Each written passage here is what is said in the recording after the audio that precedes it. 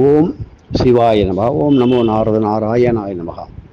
ஆவணி மாதம் 7ஆம் தேதி, அதாவது இந்த விஸ்வாச வருஷம் ஆவணி மாதம் 7ஆம் தேதி, பிரிந்த குடும்பங்கள், பிரிந்தவர்கள், சகோதர சகோதரிகள், இப்படி பிரிந்தவர்கள் சந்தோஷமாக ஒன்று சேர்வதற்கு, குடும்ப அமைதி, மன நிம்மதி பெறுவதற்கு ஒரு ஸ்தலத்தை பற்றியும், நாளைய முக்கியமான வழிபாடு, அதனுடைய பலன்கள் மற்றும் மரண பயம், எம பயம் நீங்குவதற்கும் உள்ள வழிபாட்டை பார்ப்போம். இப்படி பிரிந்த குடும்பம் ஒன்று சேருவதற்கு புதுக்கோட்டை மாவட்டம் பொன்னமராவதி ஸ்தலத்தில் வழிபாடுகள் இருக்கிறது. ஸ்ரீ சூரிய பகவான் ஸ்ரீ சாயா தேவி சமேதராகவும் தம் பிள்ளையான ஸ்ரீ சனீஸ்வர மூர்த்தியுடனும் சேர்ந்து அருளும் ஸ்தலமே பொன்னமராவதி. இந்த ஸ்தலமானது ஸ்ரீ ஆவுடை நாயகி சமேத ஸ்ரீ ராஜராஜ சோழீஸ்வரராக இறைவன் அருளும் அற்புதமான ஸ்தலம் பொன்னமராவதி.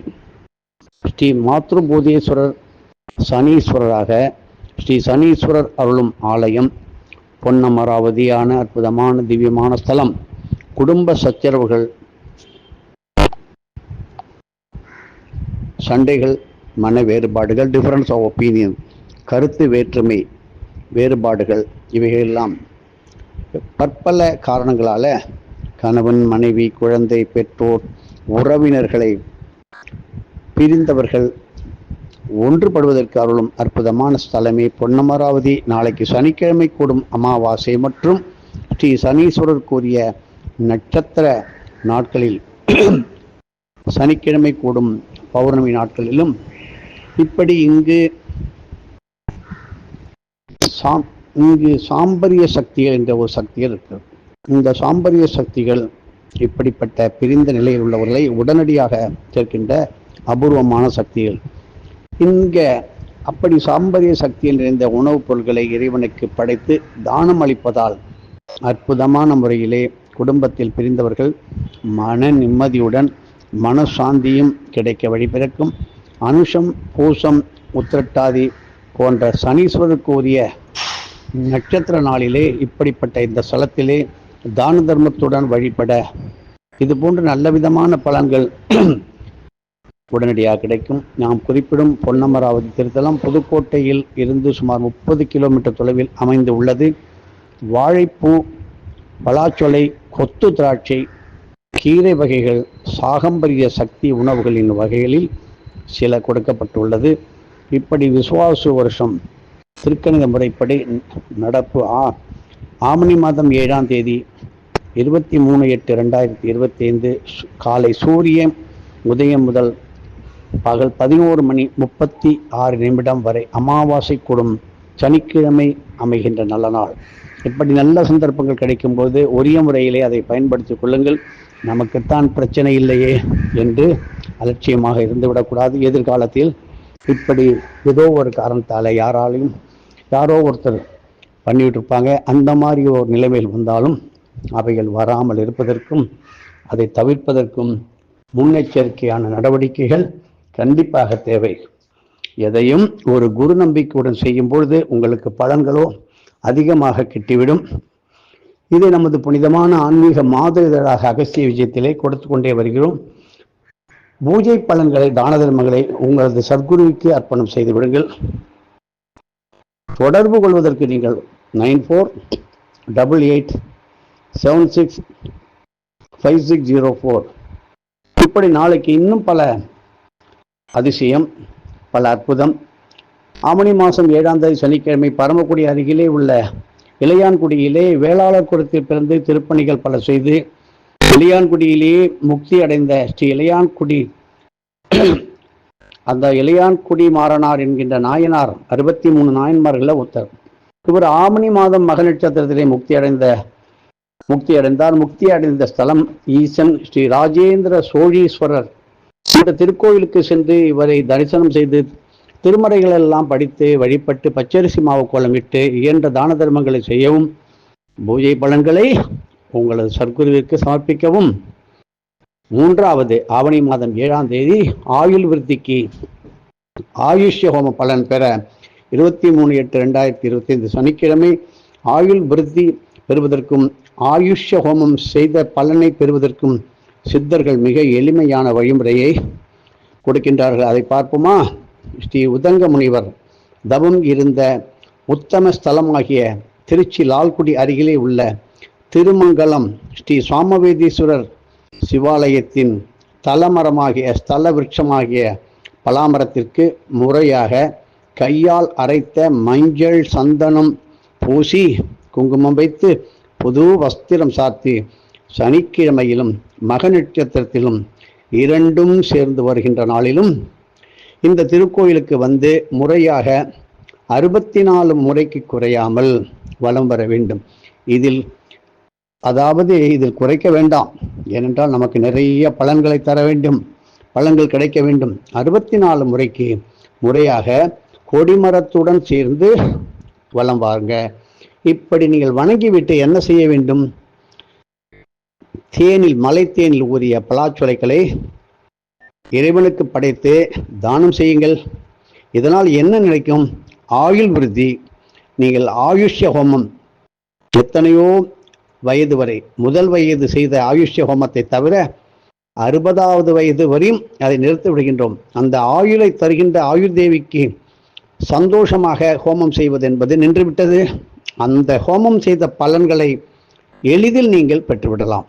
இது போல அமையுமா என்றால் கண்டிப்பாக அமைவது துர்லபமே. இப்படி நாளைக்கு திருக்கணித முறைப்படி விஸ்வாவச வருஷம் ஆவணி மாதம் 7ஆம் தேதி சனிக்கிழமையாகும்.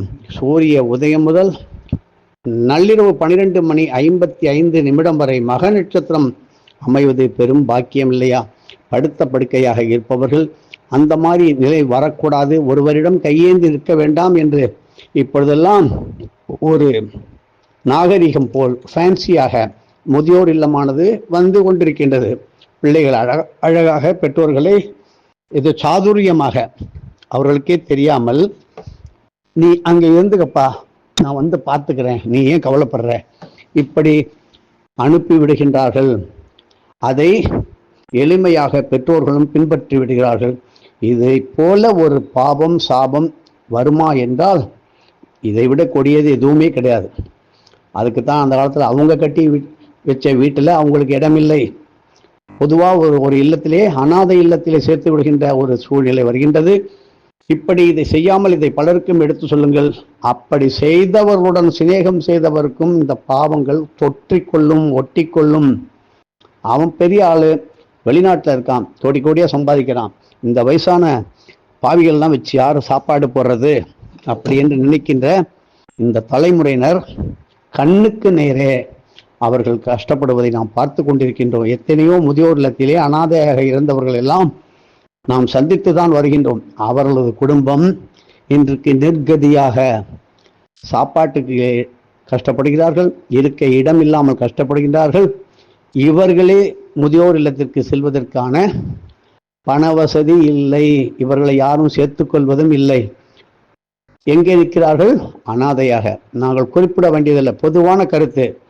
இப்படி நீங்கள் செய்கின்ற நல்லதோ கெட்டதோ திரும்பி திரும்பி நம்மை வந்து தாக்கும். இப்படி இனிமேல் எதிர்காலமானது நமக்கு உதவி செய்வதற்கு சொல்லுவாங்களே, கூலிக்கு கூட மாரடிக்க வரமாட்டாங்கிற அப்படின்னு. அந்த போல முக்கியமான வேலைகள், நமது வேலைகளை நாமே செய்ய கற்றுக்கொள்ள வேண்டும்.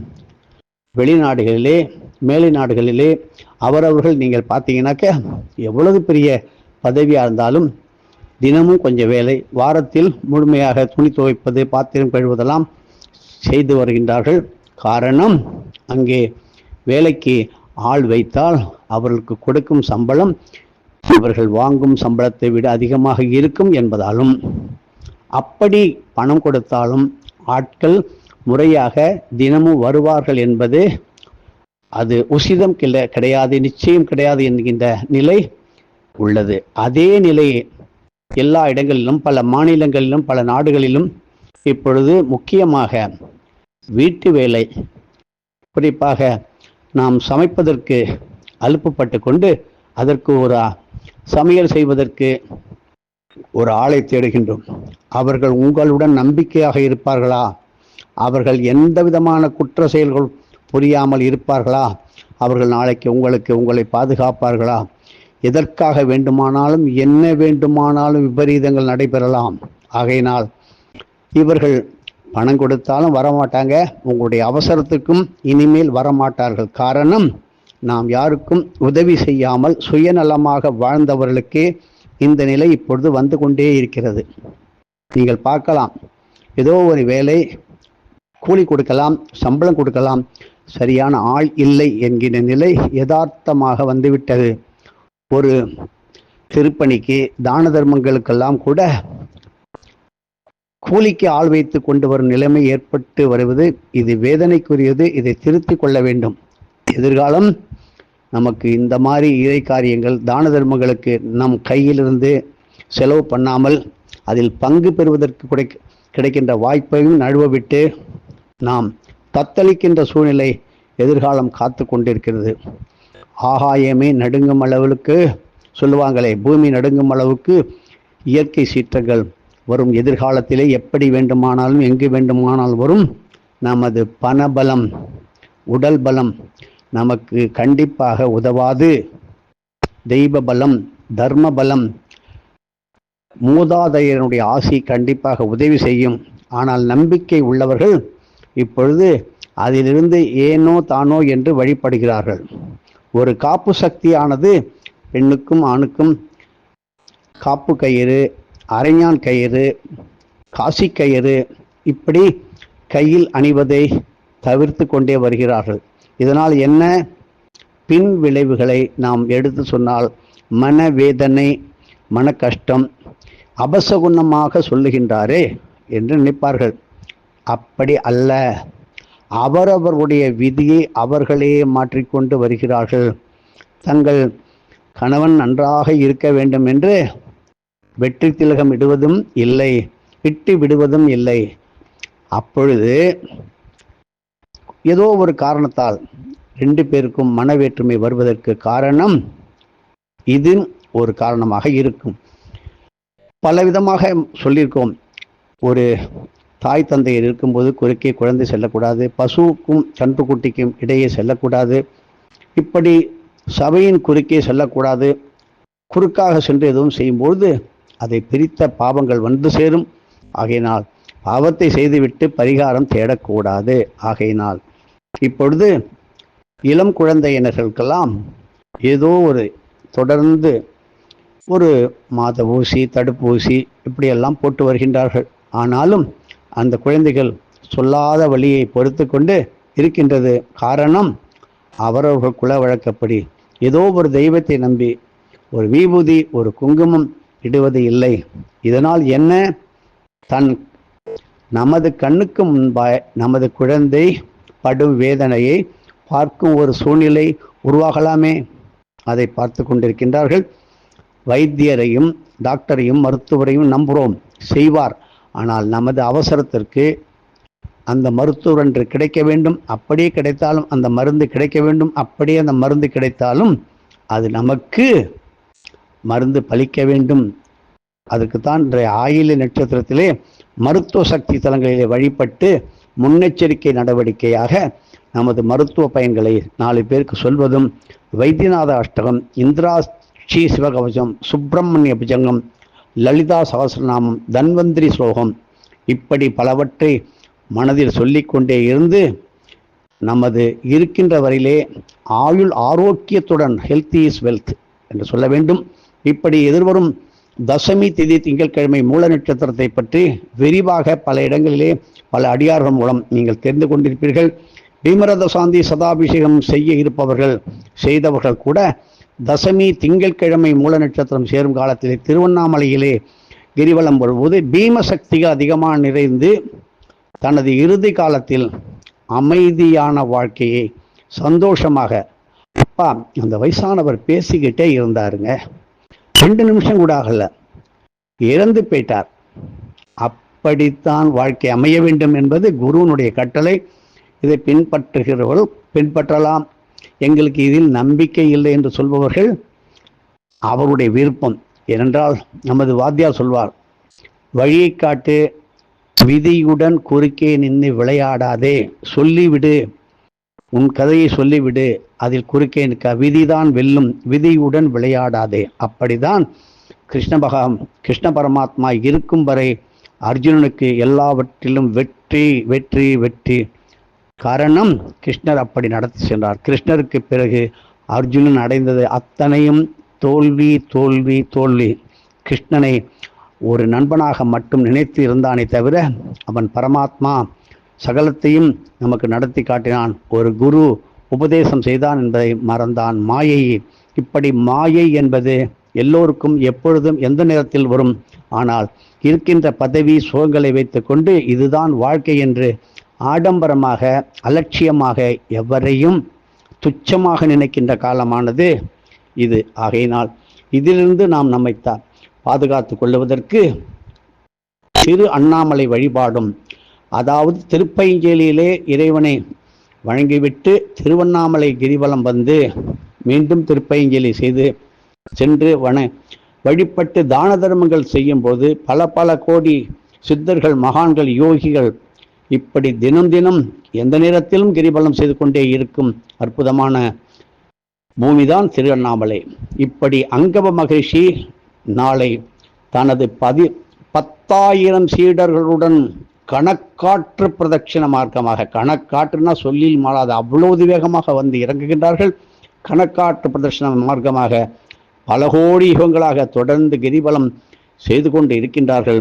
இப்படி தேவர்கள், கந்தவர்கள், பிற லோகவாசிகளும் பூவுலக நீதிக்கு ஏற்றது போல ஏதேனும் ஒரு வடிவத்தில் ஈசனை வலம் வந்து வணங்கியவாறே இருப்பதால் கிரிவலம் செய்பவர்கள் தாம் தனியாக செல்கிறோமே என்கிற கவலையோ பயமோ வேண்டாம்.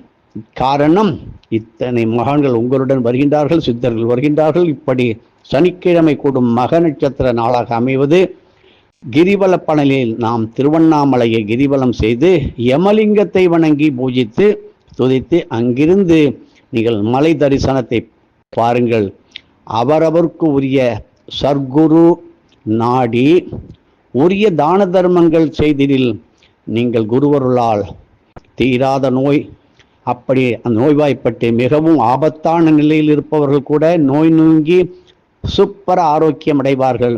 இப்படி அரிய சந்தர்ப்பங்கள் கிடைக்கும் போது பயன்படுத்தி கொள்வதுதான் நமக்கு நன்மை நல்லது. எதையும் நம்பிக்கையுடன் குருவருடன் செய்தால் தானே பலன் கிடைக்கும். செய்து பாருங்கள். பூஜா பலன்களை உங்களது குருவிற்கே விட்டுவிடுங்கள். அண்ணாமலை கிரிவலம் சனிக்கிழமையிலே கரிவாள ருணக்கடன்கள் தீர்வதற்கு அற்புத நாள். இது 5வது. இப்படி இன்னைக்கு பல கோடி சித்தர்கள், மகான்கள், யோகிகள் தினம் தினம் எந்த நேரத்திலும் கிரிவலம் வந்து கொண்டே இருக்கும் அதி அற்புத திருவண்ணாமலை பூமியோ, அதுபோல தேனிமலை, ஐயர்மலை போன்ற மலைத்தலங்கள், குறிப்பாக கலியுகத்திலே நாம் தற்போது எங்கு பார்த்தாலும் வியாபார நெருக்கடிகள், கடன் தொல்லைகள் என்று பேசப்பட்டு வருகிறதை நீங்கள் கேட்டுக்கொண்டே இருப்பீர்கள். எல்லோரும் கடன் தொல்லை என்று வருந்தால் காரணம், சமுதாயத்திலே லட்சுமி கடாட்சம் குறைந்து உள்ளது என்று பொருள் கொள்ள வேண்டும். ஒன்றை புரிந்து கொள்ளுங்கள், நல்ல குணங்களும் லட்சுமி கடாட்சத்தை தான் குறிக்கும். செல்வம் பெருகுதல் மட்டுமே லட்சுமி கடாட்சம் ஆகாது. இப்படி கடன் தொல்லை நீங்க வேண்டும் என்று நீங்கள் முறையாக எண்ணுவோர் முதலில் கடன் தொல்லை இதனால் வந்தது என்பதை நினைத்து பாருங்கள். முதலில் தேவகடன், ரிஷிகடன் இவைகளை தீர்த்து பிறகு உங்களுடைய கடன்களை தீர்க்க வேண்டும். ஆனால் மது, புகை, சூது, திரைப்படம், திரைப்படத்தின் பந்தயம், சீட்டாட்டு, முறையற்ற காமம், கெழுக்கை, ரேஸ், ஆடம்பர செலவுகளால் கடன்கள் ஏற்பட்டு இருந்தால் அவற்றை தீர்ப்பது மிக மிக மிக கடினமே. பூர்வ ஜென்மங்களில் பிறருடைய பொருள்களை, செல்வத்தை, கோவில் சொத்தை சூறையாடி இருந்தால் இப்படிப்பட்ட வகையில் பெரும் கடன் சுமைகள் வந்து சேர்ந்து இருந்திருக்கும். நீங்கள் மனதில் நினைத்து பாருங்கள், எப்படி இந்த கடன் வந்துச்சுன்னு. இப்படிப்பட்ட கடன்களுக்குத்தான் கரிவாள ருண கடன்கள் என்று பெயர். இப்படி இவற்றுக்கு பரிகாரங்களை பெற தினமும் அண்டங்காக்கைக்கு காலை, மதியம், மாலை 3 வேளையிலும் அன்னமிடுங்கள். இது போன்ற இப்படிப்பட்ட அமிர்த யோகம் கூடும் சனிக்கிழமை நாளிலே திருவண்ணாமலை, ஐயர்மலை, தேனிமலை போன்ற குறிப்பிட்ட மலைத்தலங்களை தொடர்ந்து கிரிவலம் வர வேண்டும். 3 தினமும் மாலையில் நித்திய பிரதோஷத்தை, அந்த காலத்தில் பைரவருக்கு புனுகு ஜவ்வாது கலந்த விளக்கெண்ணெய் தைலத்தை இட்டு வழிபட்டு வர வேண்டும். இப்படி மனம் திருந்தி வாழ்ந்தால்தான் இத்தகைய ருணங்கள் தீரும். திருக்கணித முறைப்படி விஸ்வாவசு வருஷமாபணி மாதம் 7ஆம் நாள் 23/8/2025 நாளைக்கு சூரிய உதயம் முதல் நள்ளிரவு 12:55 மணி வரை அமிர்த யோகம் கூடிய சனிக்கிழமையாக மக நட்சத்திரமாக அமைவது உங்களுக்கெல்லாம் பெரும் பாக்கியம். இவைகளெல்லாம் தக்க தான தர்மத்துடன் செய்தால் புண்ணியம். சாம்ராஜ்ய லட்சுமி பலன் கிடைக்கின்றதற்கு திருதல வில்வத்தை வாங்கி வெள்ளியினால் செய்யப்பட்ட திருதல வில்வம் சாம்ராஜ்ய லட்சுமி ஹோமம் செய்து பூஜித்த அந்த திருதல வெள்ளி வில்வ விலையை வாங்கி 12/21/108 வைத்துக் கொள்ளுங்கள். எதிர்காலம் எப்படி இருக்கும்? அதுக்கும் அடுத்ததாவது 5வது குழந்தை இல்லா குறைகள் தீர்வதற்கு வழிபாடு. குழந்தை இல்லாத குறை பல குடும்பங்களிலே நிலை வருகின்றது. இது சம்பந்தப்பட்ட தம்பதிகளை மட்டுமில்லாமல் அவர்களுடைய பெற்றோர்களுக்கும் பெரும் மனக்குறையாக இருக்கிறது. காரணம், முற்பிறவியில் செய்த பல தீய செயல்களால் கர்ம வினைகளால் குழந்தை பாக்கியம் இல்லாமல் போயிருந்திருக்கலாம். அமாவாசையுடன் இஷ்டி கூடும் நாளிலே வேதாரண்யம் அருகில் உள்ள கோடியக்கரை, அந்த கோடியக்கா என்பார்கள், இந்த கோடியக்கரை தீர்த்தத்திலே நீராடி ஸ்ரீ மைத்தடங்கண்ணி அம்பிகை சமேத ஸ்ரீ அமிர்தகடேஸ்வரர் ஆலயத்திலே வழிபட்டு பசுவுக்கு அகத்திக்கீரையும் ஏழைகளுக்கு மந்தார இலையிலே அன்னதானமும் செய்து வர குழந்தை பாக்கியம் கண்டிப்பாக ஏற்படும். இப்படி குழந்தை இல்லா குறை தீரும். எதுவும் என்னுடையதல்ல, அனைத்தும் உன்னுடையதே. அருளாளா அருணாச்சலா.